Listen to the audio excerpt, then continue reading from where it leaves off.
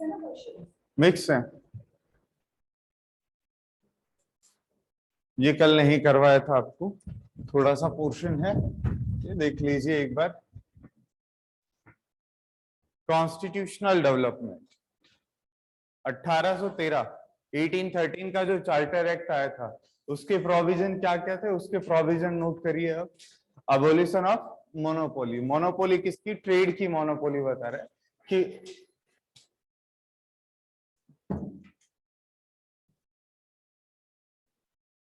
Trade की monopoly abolish कर दी गई थी ब्रिटिशर्स की।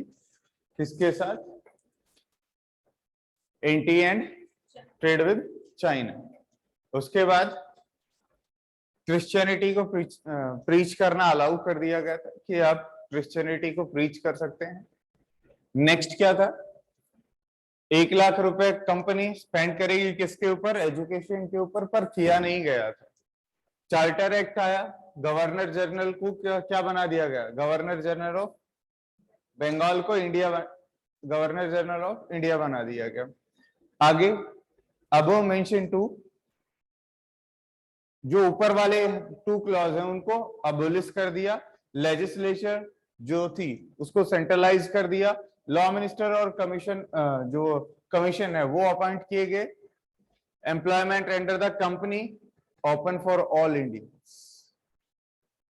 अब यहां पे आ जाइए। 1853 में क्या हुआ? कोर्ट ऑफ डायरेक्टर्स 24 से 18 ओपन कॉम्पिटिटिव एग्जाम आईसीएस का, imperial civil services. Good morning Muskan. Imperial civil services थे, वो ओपन हो गया। लंदन में देना पड़ता था सबको, जिसने इस एग्जाम में सुभाष चंद्र बोस जी ने टॉप किया था। 4th रैंक थी उनकी।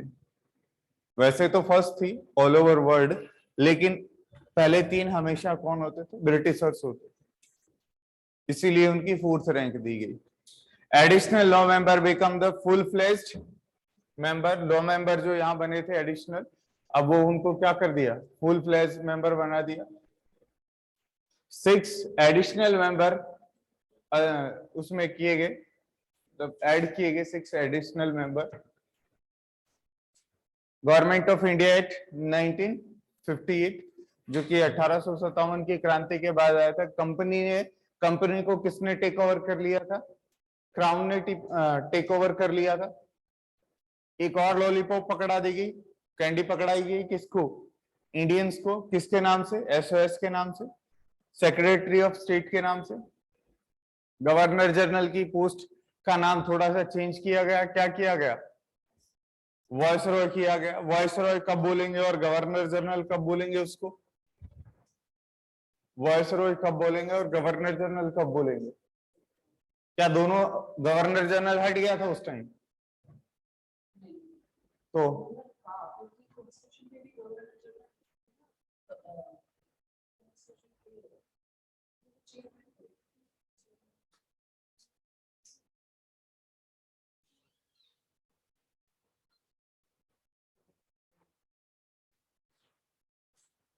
इधर आ जाइए, यहां से ले लेते चेयर।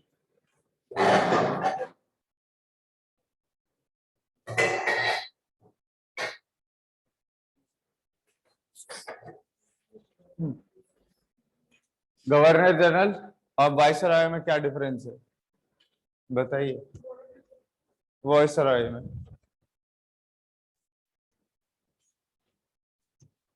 मुस्कान, गवर्नर जनरल और वाइसरॉय में बताइए। आरजू, वाइसरॉय, बिल्कुल सही आरजू, वेरी गुड। वाइसरॉय किसको रिप्रेजेंट करता है? क्राउन को रिप्रेजेंट कर रहा था। वाइसरॉय गवर्नर जनरल एक ही था, एक ही होगा, लेकिन जब वो क्राउन को रिप्रेजेंट करेगा तो उसे वाइसरॉय कहा जाएगा, और जब वो वैसे रहेगा, इंडियंस को रिप्रेजेंट करेगा, तो वो हमेशा गवर्नर जनरल रहेगा। नेक्स्ट देखिए, इंडियन काउंसिल एक्ट 1861। 1861 का काउंसिल एक्ट आया तो वाइसरॉय हाँ, एडिशनल मेंबर कहां से 6 से 12 कर दिए गए थे। नेक्स्ट क्या है, कैनिंग 3 इंडियंस, कैनिंग 3 इंडियंस को क्या किया था, ऐड किया था या इंक्लूड किया था किसमें, हाँ लेजिस्लेचर में, जिसमें कौन कौन से थे, राजा बनारस के राजा और महाराजा कहाँ के, पटियाला के, और सर दिनकर राव। ये सर की उपाधि, सर दिनकर राव, ये जो सर की उपाधि है ये कहां से मिली है, ब्रिटिशर से ही तो मिली है इसको, नाइटहुड। मैंने क्या कहा था, जिसको नाइटहुड मिलता है उसके नाम के आगे सर लगता है, वो सर यही लगा हुआ है। नेक्स्ट आ जाइए, नेक्स्ट में क्या कह रहे हैं, इंडियन काउंसिल एक्ट 1892। 1892 में क्या कह रहा है, एडिशनल मेंबर और ऐड किए गए लेजिस्लेचर में, और उनका जो काउंसिल है वो बढ़ाई गई। डिस्कस बजट, जो लेजिस्लेचर थे, इंडियंस थे, वो क्या कर सकते थे, बजट डिस्कस कर सकते थे, लेकिन सप्लीमेंट्री क्वेश्चन नहीं पूछ सकते थे। डायरेक्ट इलेक्शन, इनडायरेक्ट इलेक्शन का सिस्टम इंट्रोड्यूस करवाया गया। अब आते हैं आपके मिंटो मॉर्ले रिफॉर्म्स 1909। 1909 में जो मेंबर थे लेजिस्लेचर के, उसमें थोड़ा सा और नंबर बढ़ाए गए, कम्युनल रिप्रेजेंटेशन दिया गया मुस्लिम्स को, और यहाँ पे जो बजट था, बजट डिस्कस कर सकते थे जो पहले था वैसा, लेकिन वोट भी कर सकते थे कुछ एरियाज के अंदर, सारा नहीं, कुछ एरियाज के अंदर, कुछ आइटम्स के ऊपर वोट कर सकते थे। इंडियन मेंबर अपॉइंट किया गया एग्जीक्यूटिव काउंसिल में फर्स्ट टाइम, कौन था, एसपी सिन्हा, ठीक है। उसके बाद हम बात कर लेते हैं Montagu Chelmsford reform. Good morning Rajeev Kataria साहब।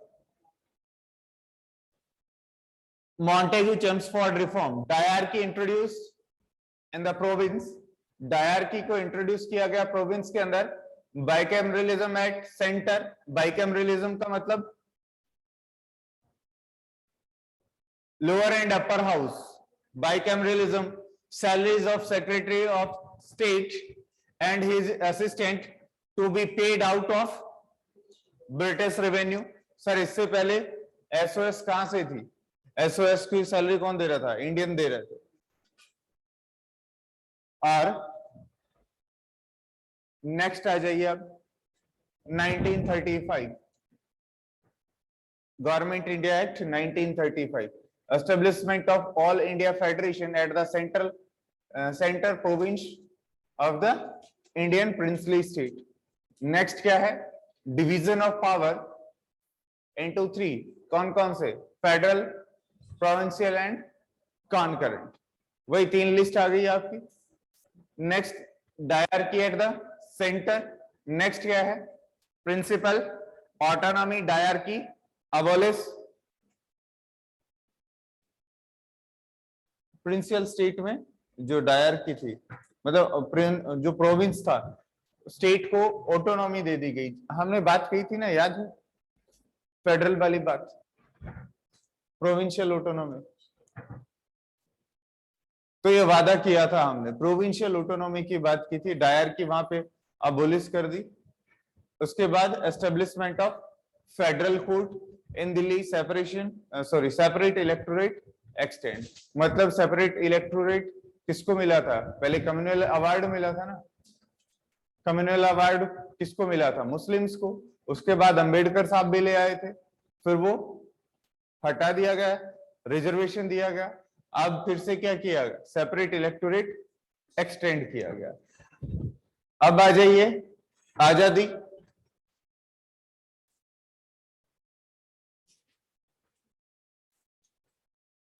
इंडिया के 2 टुकड़े हुए, 2 भागों में बटा, that is India and Pakistan.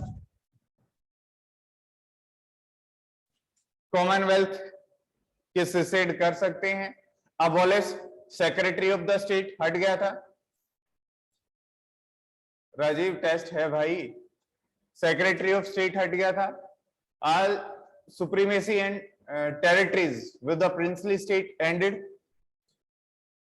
और उसके बाद जो आपका गवर्नर जनरल रहेगा वो नॉमिनल हेड रहेगा कब तक, जब तक कि आपका कॉन्स्टिट्यूशन बन नहीं जाता तब तक गवर्नर जनरल रहेगा। उसके बाद गवर्नर जनरल उसके घर और हम अपने घर। ये कुछ प्रोविजंस हैं जो हमने कहां से लिए हैं, कहां से क्या रेंसेक किया है। 1935 गवर्नमेंट ऑफ इंडिया एक्ट 1935 से क्या क्या लिया है? फेडरल स्कीम लिया है, office of governor, judiciary, PSC, emergency provisions. उसके बाद ब्रिटिशर से क्या लिया है हमने? Parliamentary government, rule of law, legislative procedure, single citizenship, cabinet writs and bicameralism. US constitution से fundamental rights, independent of judiciary, judicial review, impeachment of president and vice president. Canadian institute से हम Irish से हमने क्या लिया? DPSP, Rajya Sabha के अंदर nomination, presidential election. Canadian institute से फेडरेशन, जिसकी बात की थी, quasi federation with strong centre, residual power with the centre, supreme advisory jurisdiction, जो प्रेसिडेंट एडवाइस लेता है। नेक्स्ट ऑस्ट्रेलिया से concurrent list and joint sitting deadlock. Weimar constitution से suspension of fundamental rights during the emergency. Soviet constitution से fundamental duties and ideal of justice in preamble. Next क्या है? French constitution से Republic, liberty, equality, fraternity. Next south African amendment in constitution, Japanese constitution, procedure established by law.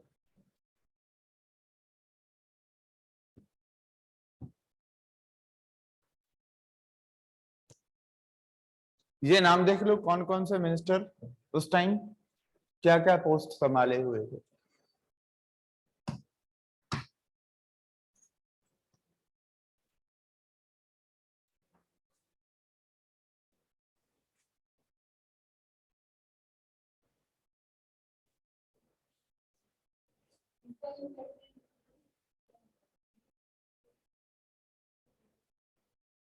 इनक्रीम मतलब पहले जो सरकार बने उसमें थोड़े टाइम के लिए।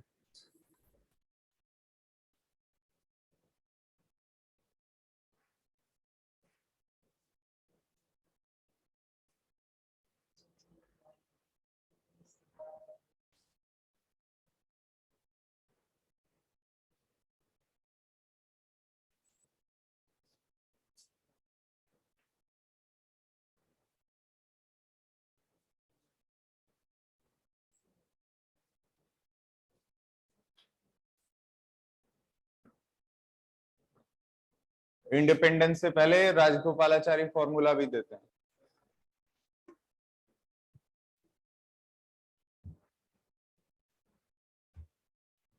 शेड्यूल्स, वही टीयर्स ऑफ ओल्ड पीएम, याद है?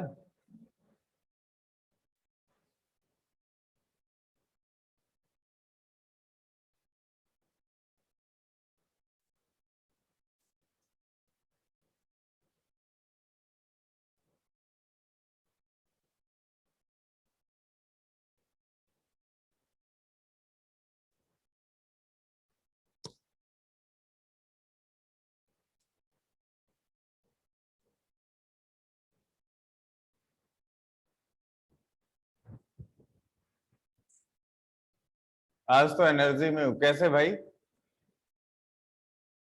एनर्जी में नहीं हूं, ऐसा कुछ भी नहीं है। एनर्जी अभी कृष्णा आएगा तो कॉफी देगा तब आएगी कॉफी।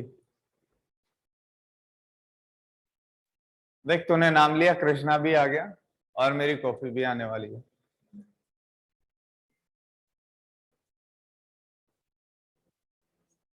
पढ़ लिया? टेरिटरी, एमोल्यूमेंट्स, अफर्मेशन, राज्यसभा, यही तो था। ठीक है, उसके बाद फिफ्थ शेड्यूल में क्या है? एससी, ट्राइबल मतलब जो शेड्यूल्ड कास्ट एरिया है या शेड्यूल्ड ट्राइब एरिया है, उसके बाद AMTM, उसके बाद 7 शेड्यूल में 3 लिस्ट, उसके बाद 8 शेड्यूल में लैंग्वेज, 9 शेड्यूल में जुडिशियल रिव्यू से इम्यूनिटी, 10th शेड्यूल में वो क्या बोलते हैं उसका एंटी डिफेक्शन, 11th शेड्यूल में आपका म्युनिसिपैलिटी और 12th शेड्यूल में आपका पंचायती राज। क्या बोल रहा हूं मैं, पंचायत 11th में और 12th में आपका म्युनिसिपैलिटी। ठीक है, 73rd और 74th कॉन्स्टिट्यूशनल अमेंडमेंट थे, तो ये 73rd है और ये 74th है। 73rd, हाँ 73rd है ये जो। याद हो गया, इतना रहेगा। लास्ट, कौन सा स्टेट कब बना था?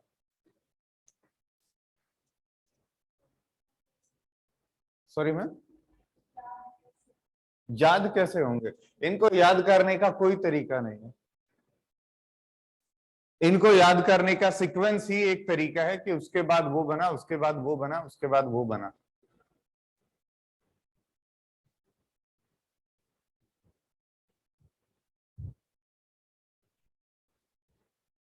और वो सीक्वेंस आपके सामने ही है। 60, 62, 61, 66, 71, 72, 75, 78, 2000, 2014, 2019।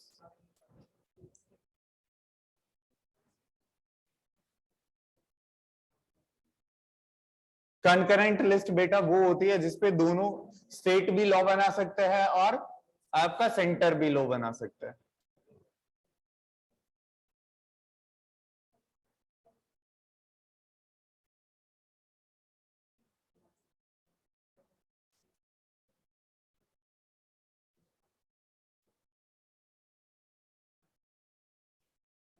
अच्छा, चूने का सीक्रेट बता दे। ठीक है भाई, राजीव जी बोल रहे हैं कि चूना खाया करो, चूने का सीक्रेट बता दो, दिमाग तेज हो जाएगा। इस चूने से एक कहानी भी है भाई, राजेंद्र प्रसाद के ऊपर।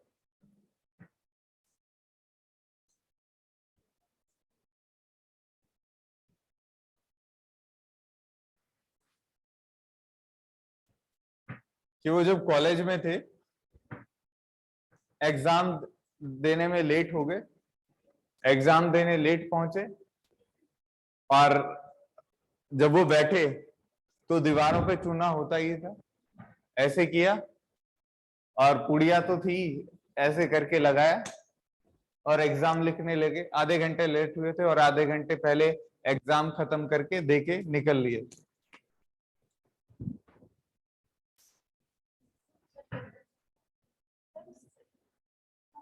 हाँ जी, अब दीवार को चाटने मत लग जाना। हाँ नहीं, किसी और ओल्ड बिल्डिंग में चले जाओ, मान लो ताजमहल देखने, या ताजमहल का नाम आ रहा, ये कोई भी बिल्डिंग देखने चले जाओ, ये कुतुब मीनार में मिल जाएगा चूना, उसकी दीवारों को चाटना शुरू कर दो। वैसे तो रेड सैंडस्टोन है, पर कहीं कहीं है उसमें भी। कॉफी दे दे भाई।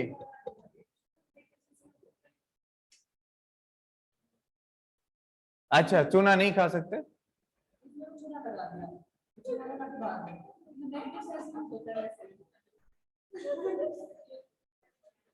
नेगेटिव सेंस में यूज होता है, लेकिन चूना खाते हैं। पान में भी तो चूना खाते हैं। अरे सच में इफेक्ट पड़ता है। 2 रुपए की इतनी सी पैकेट आती है, और बाजरे के दाने जितना चाहे रोज सुबह दही में मिला के खा लो, फिर देख लेना। हाँ, खाने का चूना, हाँ हाँ, घर वालों के सामने वो मत खाने लग जाना। 80 चुटकी 90 ताल। तो मैं वही कह रहा हूँ ना, 80 चुटकी 90 ताल मत करने लग जाइयो घर वालों के सामने, नहीं कुछ और ही देंगे। अब देखिए, ये हो गया हमारा, यही करवाना था फिलहाल। कल के लिए कोई डाउट है तो, नहीं सॉरी, लास्ट कोई डाउट है तो पूछ सकते हैं। फिर मैं आज प्रेसिडेंट शुरू करवाने वाला हूँ।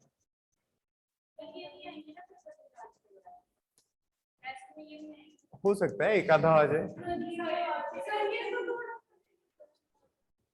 हो सकता है एक आधा आ जाए। मैं फिर प्रेसिडेंट शुरू करवाता हूँ, कोई डाउट है तो बोलिए। पीछे से और प्रेसिडेंट तक, पीछे से और प्रेसिडेंट तक। प्रेसिडेंट के अभी वो रिटर्न नहीं बनाए, मैंने लिख के नहीं बनाया वैसे।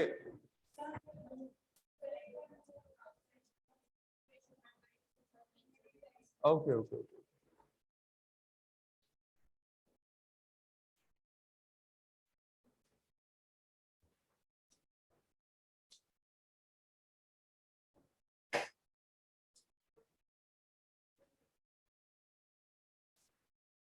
अच्छे से नहीं है।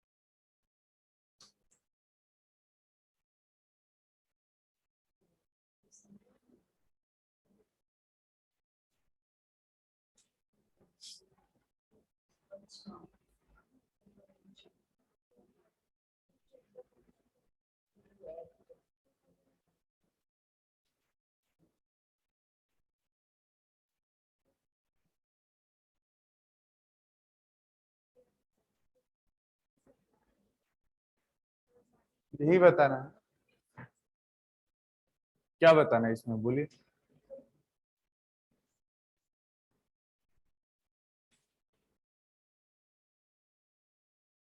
यहां से शुरू करिए, आप ही शुरू करिए।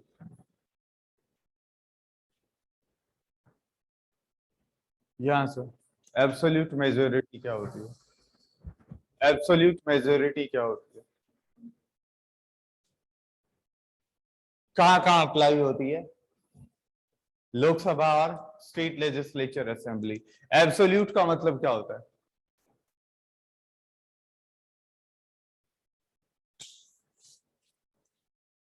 एब्सोल्यूट देखिए, ये ऐसी मेजोरिटी हम कहाँ यूज करते हैं? जब सरकार बनती है तो एब्सोल्यूट मेजोरिटी यूज होती है। हमारे पास लोकसभा में कितनी सीटें हैं? 545। 545 में से बीजेपी अगर 50% प्लस 1, 50% कितना?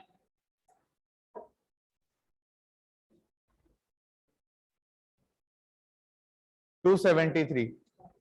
अगर 273 प्लस 1 मतलब 273 होगी, आधे का तो क्या करेगा?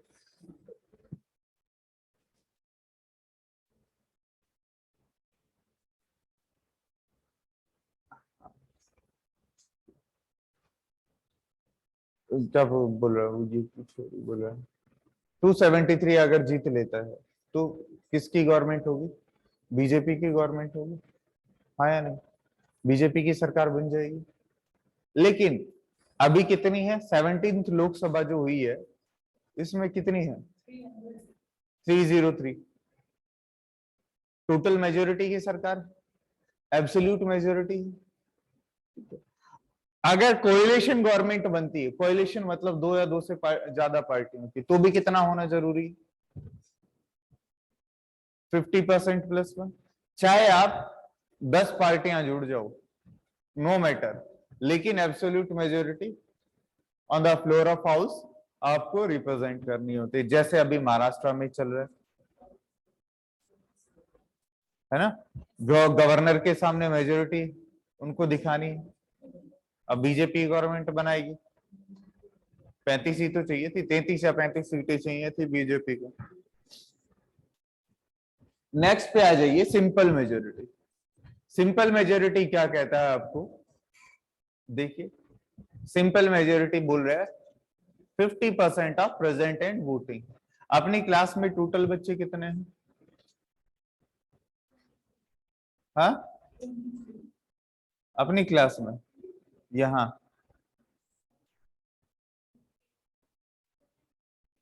टोटल, हाँ 30 के अराउंड है, ठीक है। अभी हैं कितने? 8। 8 में से प्रेजेंट 8 है, ठीक है, 7 लगा लो, और वोट अगर मान लो 5 ही करते हैं तो 5 का भी 50% प्लस 1, यानी कि 3 वोट अगर आ गए तो जीत गया। 50% present and voting, simple majority. अब बात करते हैं इफेक्टिव स्ट्रेंथ की। इफेक्टिव स्ट्रेंथ की हम बात करेंगे तो इफेक्टिव स्ट्रेंथ या इफेक्टिव जो मेजोरिटी है उसमें 50% of effective strength, more than 50% of effective strength का बोला है।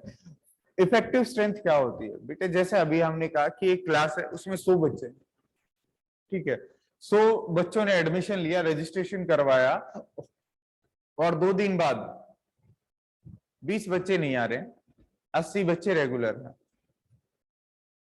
तो इफेक्टिव स्ट्रेंथ कितनी हुई? 80 की।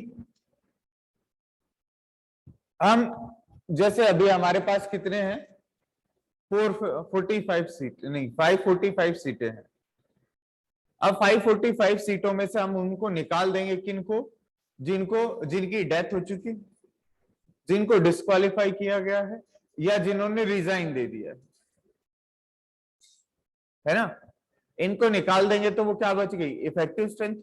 अब इफेक्टिव स्ट्रेंथ का हम क्या करेंगे? वोटिंग करवाएंगे, और उसमें से भी इफेक्टिव स्ट्रेंथ में से भी क्या आना चाहिए? 50% प्लस आना चाहिए। अब आते हैं स्पेशल मेजोरिटी टाइप 1 में। स्पेशल मेजोरिटी टाइप 1 क्या कहता है? 2/3 of present and voting, more than 2/3 of present and voting. 2/3 कितना होगा? 2/3 यही लगा लो, 2/3 कितना होगा?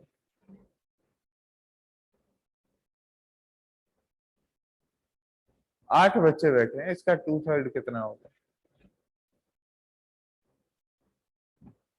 सर मैथ में पहले गरीब हैं, आप क्यों बकवास किए जा रहे हो? गरीब आदमी हैं हम तो।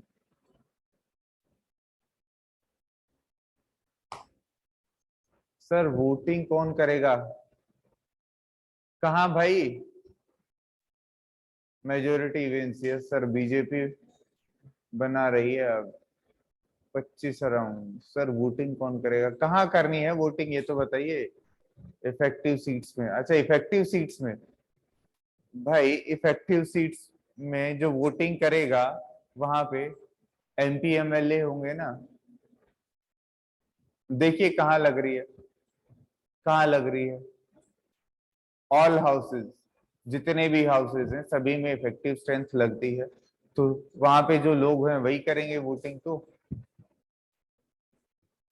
अभी मान लो महाराष्ट्र में जो चल रहा है, महाराष्ट्र में जो चल रहा है, इसको क्या बोलते हैं? उद्धव ठाकरे को majority, floor of the house majority दिखानी है, वरना इसकी सरकार क्या हो जाएगी? गिर जाएगी, ठीक है।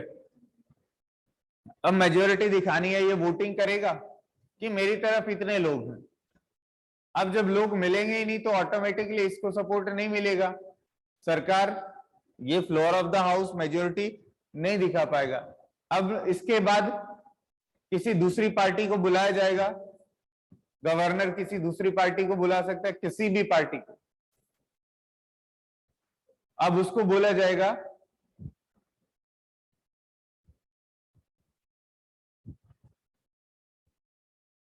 जब किसी एमएलए की डेथ हो जाती है तो उसकी पोस्ट को कैसे फिल किया जाता है? उसकी पोस्ट को भाई, जिनकी डेथ हो चुकी है वो अगले उसमें इलेक्शन में ही आएंगे, उसकी सीट वैकेंट रहेगी, अगले इलेक्शन में ही आएंगे। अब ये तो नहीं है ना कि कॉन्स्टिट्यूएंसी में दोबारा से वोट करवाओगे, या फिर 6 महीने के लिए कोई बना दिया जाता है, उसके बाद उसको इलेक्शन कंटेस्ट करवाना होता है। अगर बन रहा है तो विद इन 6 मंथ मेजोरिटी उसको भी प्रूव करनी होती है।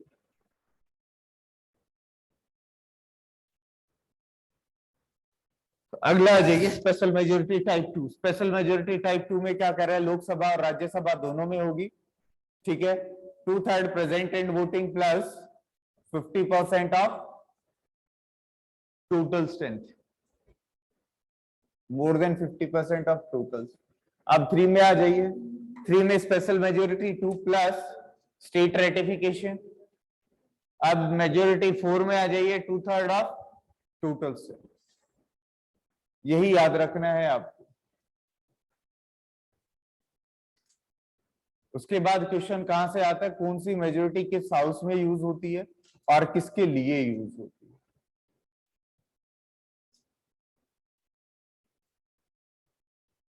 क्लियर है? इसमें कोई डाउट हो तो बताइए। If you have any doubt.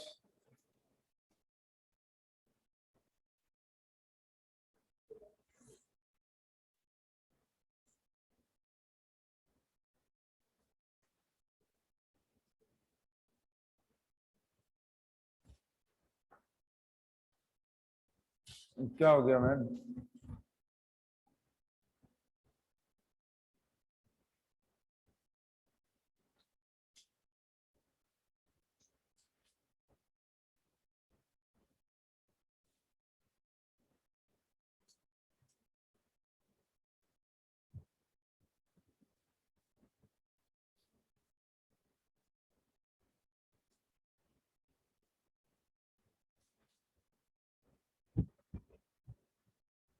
अच्छा, टेस्ट के क्वेश्चन बता दूं थोड़े से, थोड़ी देर में आ जाना भाई, 9:30 बजे सारे बता दूंगा।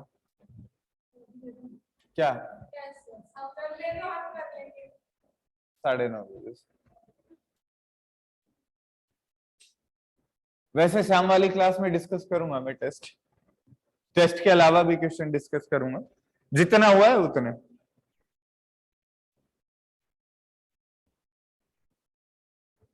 आपके आपके साथ कल सुबह कर लेंगे डिस्कस, कोई दिक्कत नहीं। कल क्या है, सैटरडे? कल तो मेरी नहीं है।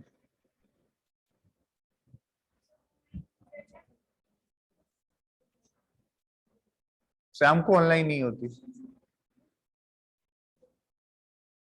शाम को ऑनलाइन नहीं होती,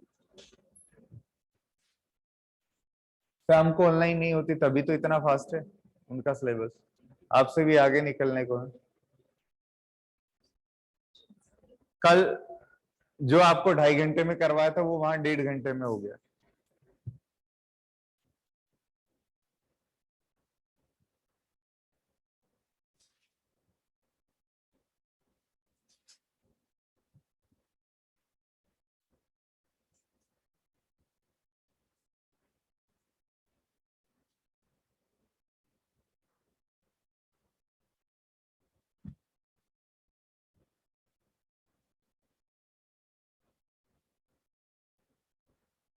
और कोई क्वेश्चन? हिस्ट्री लोगे ना सर? हाँ हाँ भाई, हिस्ट्री लेंगे राजीव जी, लेंगे, संडे को लेंगे।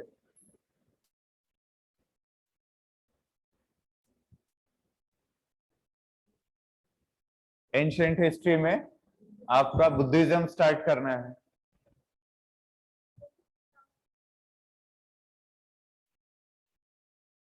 प्री हिस्ट्री हुआ है, 3 क्लास हुई है मैम। इंडस वैली सिविलाइजेशन, वैदिक एज, अब बुद्धिज्म स्टार्ट करना है।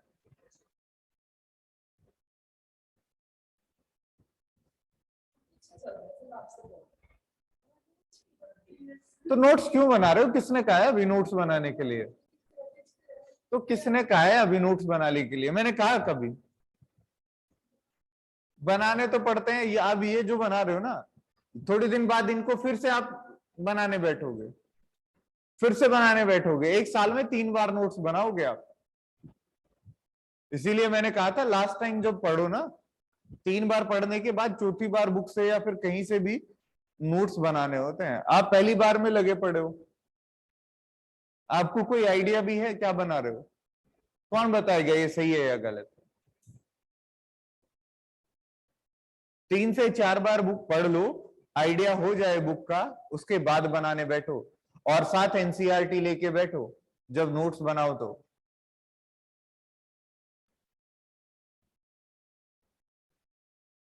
एनसीईआरटी को भी 3 से 4 बार पढ़ लो, उसके बाद एनसीईआरटी के नोट्स बनाना।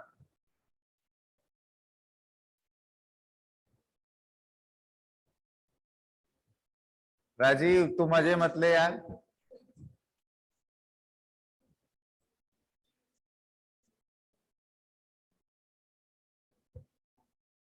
तू भी तो बोला ही है।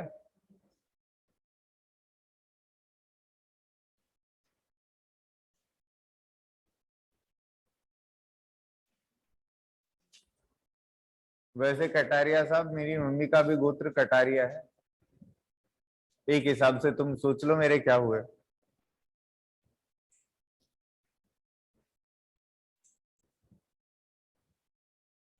शकुनी।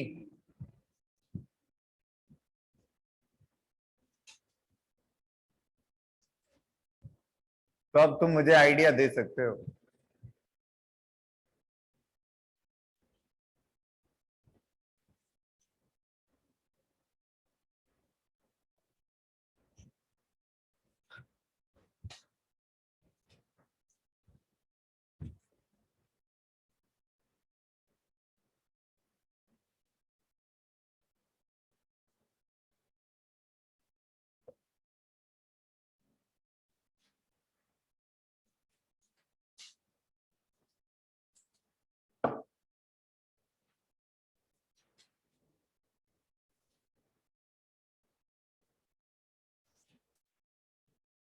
अभी काफी टाइम है तो एक बार प्रेसिडेंट को देख ही लेते हैं। पढ़ रहे हो?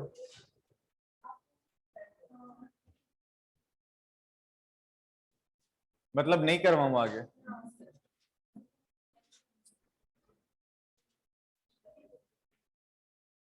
ठीक है भाई, पढ़ लो, नहीं करवाएंगे। तो मामा श्री।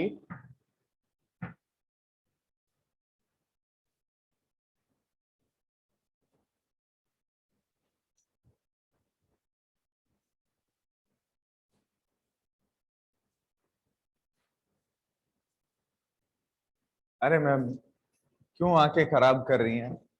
ये लो।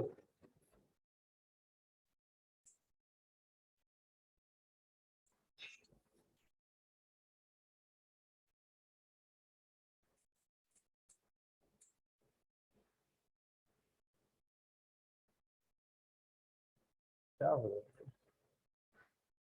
ये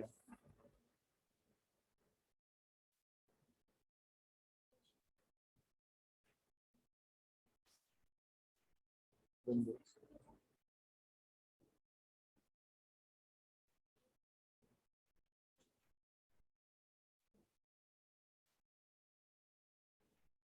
क्या खोल रहे हैं? अच्छा, इसलिए तो सही खोल रहा है।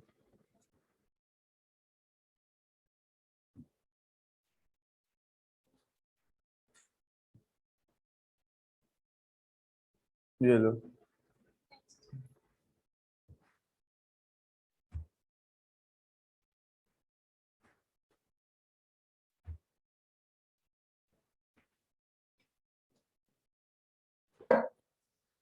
मुझे बता ही देते कि सर मुझे लिखना है।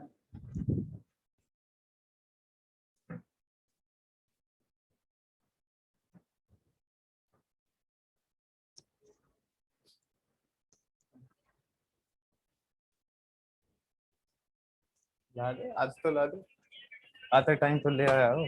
दादा कॉल भी नहीं किया किसने? आपने। हमने। आज भी यही डालना पड़ेगा। क्या हो गया? आपका ही गाँव का है, क्या हो गया? प्रशासन है और इसको सील कपाट सब छोड़ दिया।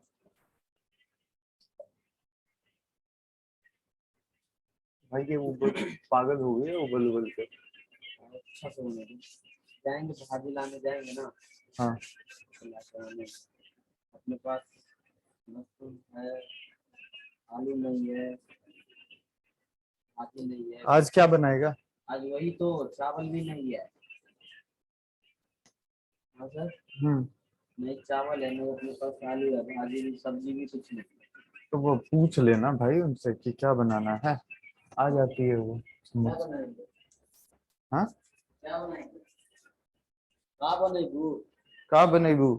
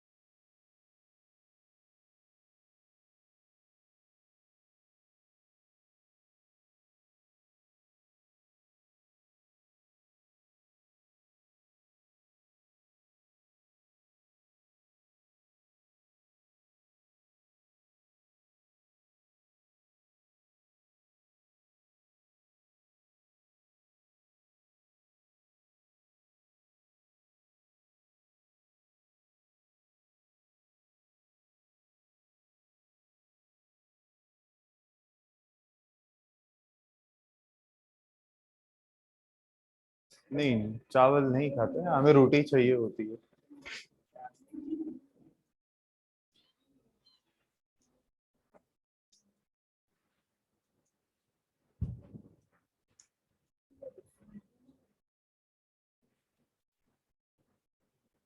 लिख लिया?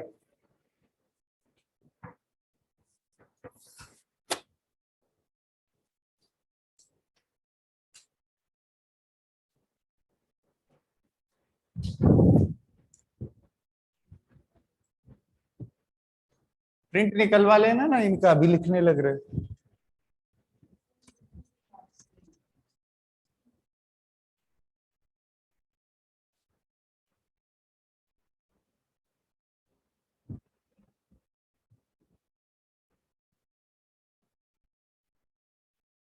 अच्छा आपके खुद के नोट्स हैं मैम? थोड़े थोड़े।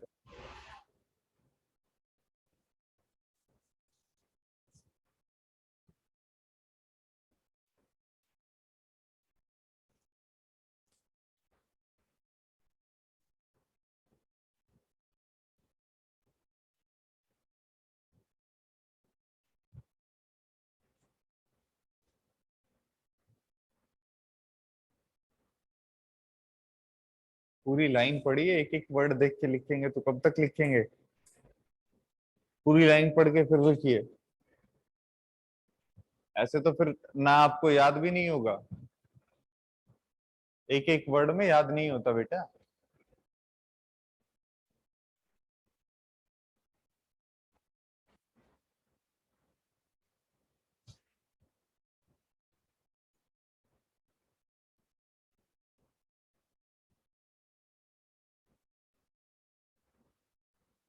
और कुछ करवाना है आगे? बता दो कुछ, किसी टॉपिक में डाउट हो? नहीं है? वैसे डीपीएसपी तक दिया है मैंने, कोशिश की है इजी रहे पेपर।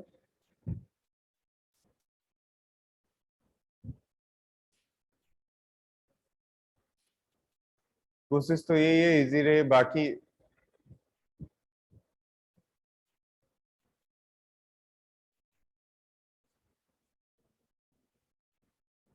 डीपीएसपी और फंडामेंटल राइट्स का क्या बताऊं राजवीर?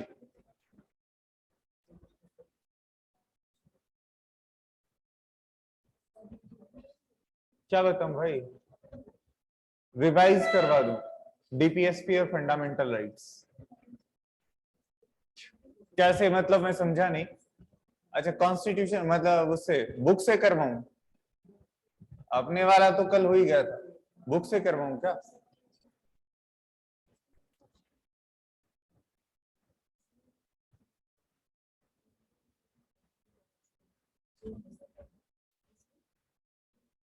केस रिवाइज करवा दूं? ठीक है ठीक है ठीक है ठीक है ठीक है, मैं दोनों नोट से ही, नोट से तो सर हो ही गया था राजवीर, एक बार बुक से देख लो। सही कह रहा हूं? बाकी दोनों से कर लो एक बार, क्या जाता है, दोनों से कर लेता हूं एक बार, इससे फिर अपने वाले से कर लेता हूं। केस भी करवाता हूँ मुस्कान, केस भी करवाता हूँ, एक सेकंड रुक जाइए।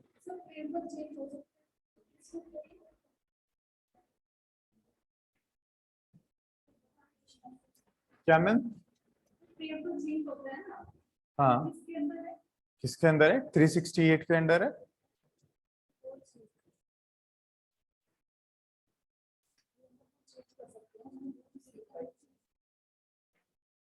प्रियम्बल के नीचे ही तो लिखा है प्रियम्बल। देखिए भाई, रिटर्न नोट्स में देखिए, रिटर्न नोट्स निकालिए।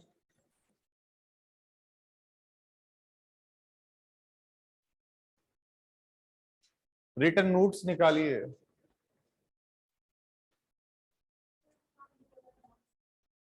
हाँ, अरे वो वाले जो मैंने दे रखे हैं। हाँ, और यहाँ पे प्रियम्बल लिखा है, उसमें लास्ट लाइन देखिए, येलो के बाद ग्रीन से लिखा होगा।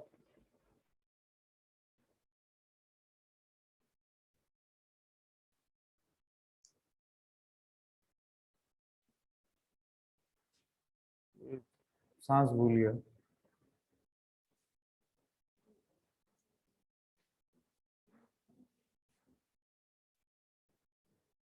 क्या? लास्ट में क्या? हाँ, लास्ट में लिखा हुआ। अरे अभी तो खोले हुए थे मैम आपने, अभी तो खोले हुए थे।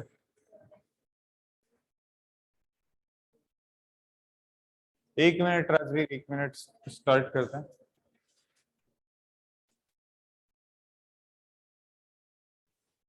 दो दो बुक लेके बैठती है। प्रियम्बल, प्रियम्बल जिस पेज के ऊपर लिखा हुआ है, वापस ऊपर ऊपर ऊपर ऊपर ऊपर, और ऊपर, और चलिए और चलिए और चलिए।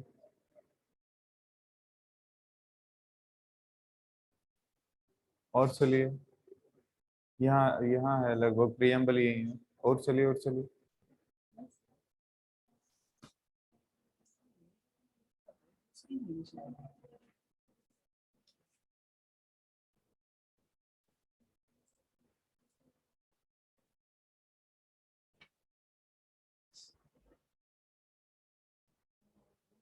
हाँ हाँ, यही तो था। राजवीर स्टार्ट करते हैं भाई, स्टार्ट करते हैं। आर्टिकल 12 किसको डिफाइन करेगा? स्टेट को। स्टेट क्या है उसको डिफाइन करेगा कौन? आपका आर्टिकल 12। आर्टिकल 12 में सर क्या लिखा है? जितनी भी गवर्नमेंट चीजें हैं वो क्या है? स्टेट है। गवर्नमेंट ऑफिसेस कोई भी आ गया, वो क्या है? स्टेट है। क्लियर है? उसके बाद आर्टिकल 13 की बात करते हैं। आर्टिकल 13 क्या कहता है?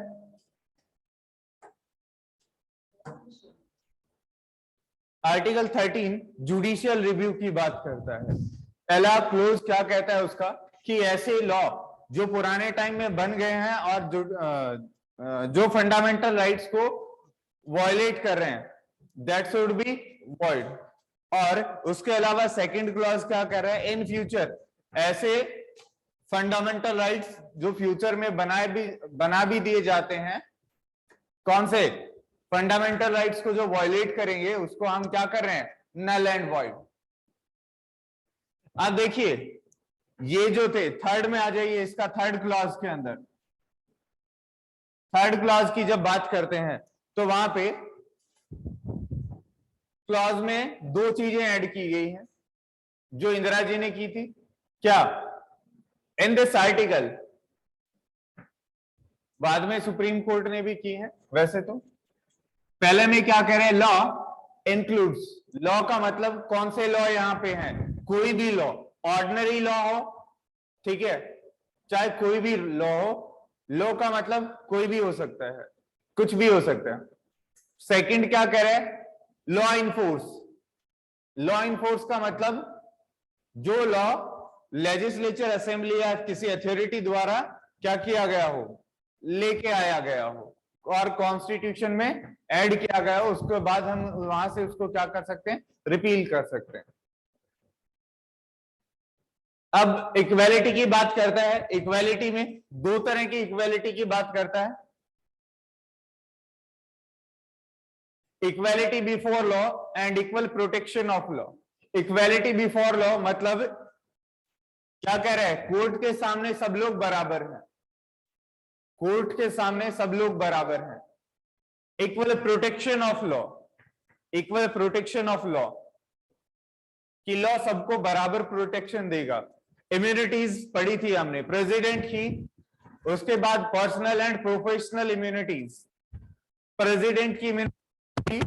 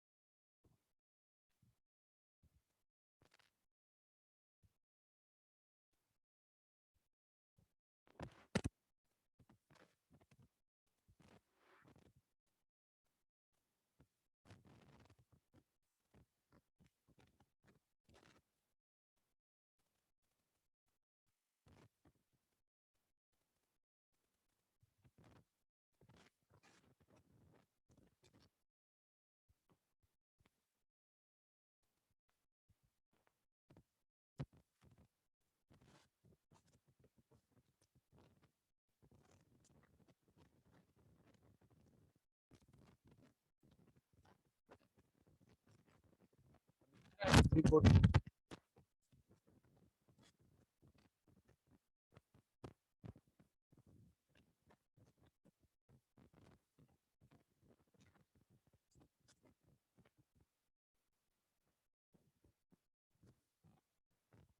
राजीव, अभी सही है ऑडियो?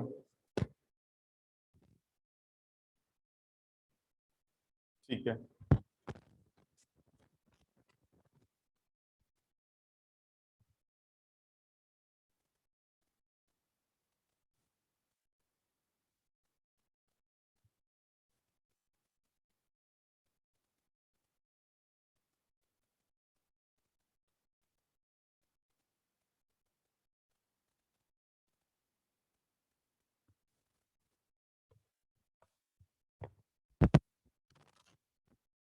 अभी अभी सही है?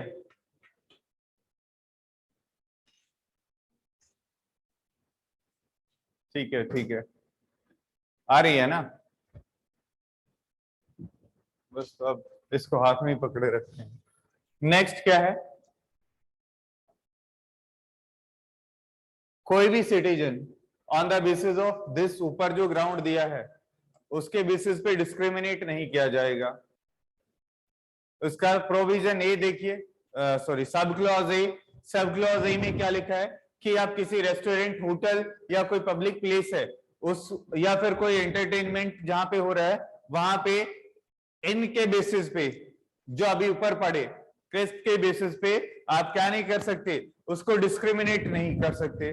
दूसरा क्लॉज बी में आप रोड या कोई जैसे कोई भी आपका सेरिमोनियल बात है वहां पे, या फिर मंदिर वगैरह जो भी है, वेल पानी भरने के लिए वहां अगर कोई जाता है तो इन जगहों पे आप उनको क्या नहीं कर सकते, उनको एंट्री को बैन नहीं कर सकते, उनको एंटर करने से मना नहीं कर सकते। नेक्स्ट देखिए, थर्ड क्लॉज में कहा है कि नो नथिंग,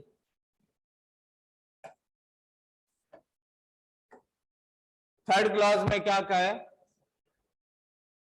ऐसा कुछ नहीं है किसके अंदर, nothing in this article shall prevent the state from making any special provision for the womens and childrens. यहाँ पे वुमेन्स और चिल्ड्रन के लिए स्पेशल प्रोविजन आ गया, रिजर्वेशन मिल गया।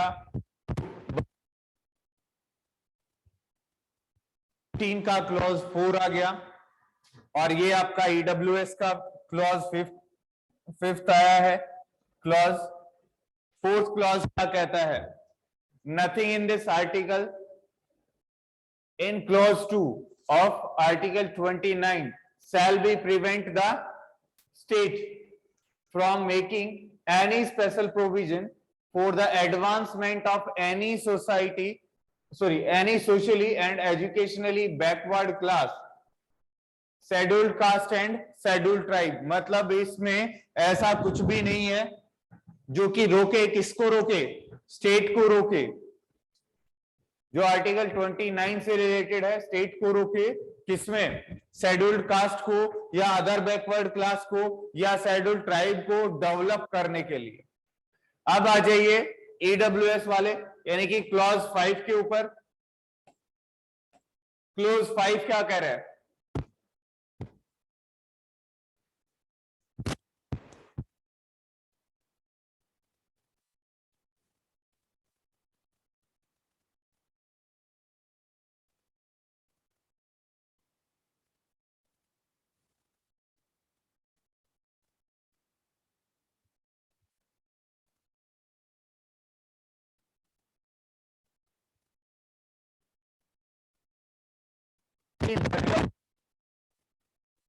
वर्ड